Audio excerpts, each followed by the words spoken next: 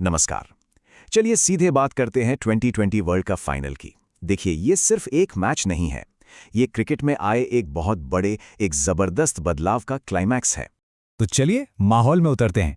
जरा सोचिए, अहमदाबाद का वो विशाल नरेंद्र मोदी स्टेडियम, लाखों लाख फैंस का शोर, और उस शोर के बीच मैदान पर दुनिया की दो बेस्ट टीमें, भारत और न्यूजीलैंड, वर्ल्ड कप के खिताब के लिए लड़ रही हैं। जी हां, दांव पर है T20 क्रिकेट का सबसे बड़ा खिताब और आमने सामने हैं भारत और न्यूजीलैंड। लेकिन रुकिए, ये मैच सिर्फ इन दो टीमों का नहीं है, ये तो एक बहुत बड़ी कहानी का क्लाइमैक्स है। एक ऐसी क्रांति जिसने T20 क्रिकेट को हमेशा के लिए बदल दिया। तो आखिर बदला क्या है? हम बात कर रहे हैं बल्लेबाजी की क्रांति की। सही सुना आपने। इस वर्ल्ड कप ने जो दिखाया है वो पहले कभी नहीं देखा गया। बल्लेबाजों का ऐसा दबदबा रहा है कि गेंदबाज बस सोचते ही रह गए। चलिए इसे आंकड़ों से समझते हैं। इस टूर्नामेंट में पहली पारी का एवरेज स्कोर जानते हैं कितना रहा? 172, 172। ये 2022 से सीधे सीधे 22% ज्यादा है। मतलब जबरदस्त उछाल। और सिर्फ स्कोर ही नहीं, छक्कों की तो जैसे बाढ़ आ गई थी। हर मैच में औसतन 12 से भी ज्यादा छक्के। जरा सोचिए, ये 2016 के मुकाबले ठीक दोगुना है। गेम कितना बदल गया है ना? और इस बेखौफ अप्रोच का सबसे बड़ा सबूत क्या है? एक ही वर्ल्ड कप में 8 शतक। 8। T20 में सेंचुरी बनाना आज भी बहुत बड़ी बात मानी जाती है, और इस बार तो ऐसा लगा जैसे बल्लेबाजों ने ऐसे एक आदत बना ली हो। देखिए, ये सब कुछ रातों रात नहीं हुआ है, इसकी एक पूरी कहानी है।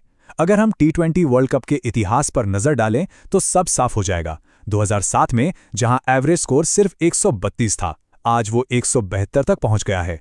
स्ट्राइक रेट 115 से बढ़कर 142। अब तो फ्लैट पिचें और 180 से ऊपर का स्ट्राइक रेट, ये नया नॉर्मल है बॉस।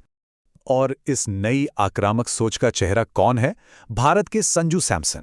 77 से भी ज्यादा का एवरेज। उन्होंने एकदम साफ साफ दिखा दिया है कि आज का T20 कैसे खेला जाता है, बिना किसी डर के, पूरी तरह से डोमिनेट करके।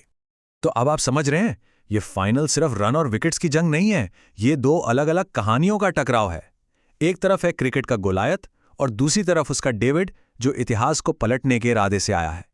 इस मैच का नतीजा सिर्फ एक टीम को ट्रॉफी नहीं देगा, इसके मायने कहीं ज्यादा गहरे हैं। सोचिए, अगर न्यूजीलैंड जीतता है तो ये सिर्फ 50 लाख की आबादी वाले देश की एक ऐसी जीत होगी जो दुनिया भर के छोटे क्रिकेट नेशंस को एक सपना दिखाएगी। और अगर भारत जीतता है तो ये T20 क्रिकेट में एक छत्र राज की शुरुआत होगी, ठीक वैसे जैसे फुटबॉल की दुनिया में ब्राजील का दबदबा रहा है। और भारतीय टीम की सोच क्या है, ये रोहित शर्मा के इस एक बयान से साफ हो जाता है। बड़ा देश, बड़ी विरासत। उनकी नजरें साफ तौर पर तीसरी T20 वर्ल्ड कप ट्रॉफी पर हैं। अब आते हैं मैदान पर, क्योंकि ये फाइनल कहीं और नहीं बल्कि अहमदाबाद में हो रहा है, और इसकी अपनी एक अलग कहानी है। मैच हो रहा है नरेंद्र मोदी स्टेडियम में, और जब आप अपने घर में अपने लोगों के सामने खेलते हैं तो एक अलग ही, जिसे कहते हैं वेन्यू प्राइड, वो महसूस होता है। वो एक अलग ही गर्व होता है।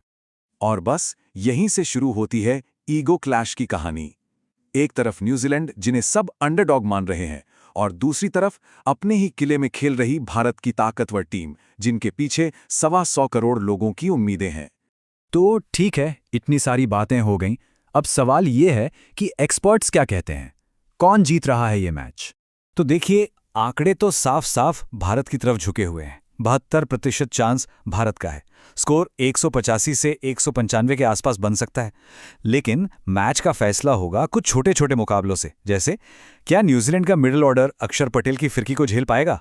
क्या संजू सैमसन की ताकत मिचेल सैंटनर की चालाकी पर भारी पड़ेगी? और सबसे बड़ी टक्कर, जसप्रीत बुमराह की रफ्तार बनाम फिन एलन का तूफानी अंदाज। तो कुल मिलाकर भविष्यवाणी यही है कि भारत ये मैच जीत रहा है, और इसमें कप्तान सूर्य कुमार यादव की स्मार्ट कप्तानी एक बड़ा रोल निभाने वाली है, जो भारत को तीसरी बार T20 का वर्ल्ड चैंपियन बनाएगी। तो जब पूरी दुनिया की निगाहें इस मैच पर टिकी होंगी, तब सिर्फ एक ही सवाल गूंजेगा, क्रिकेट के आने वाले कल की कहानी कौन लिखेगा? एक ताकतवर राजवंश या फिर एक अंडरडॉग की वो कहानी जो सबको हैरान कर दे? खैर, नतीजा जो भी हो, ये मैच यादगार जरूर रहेगा।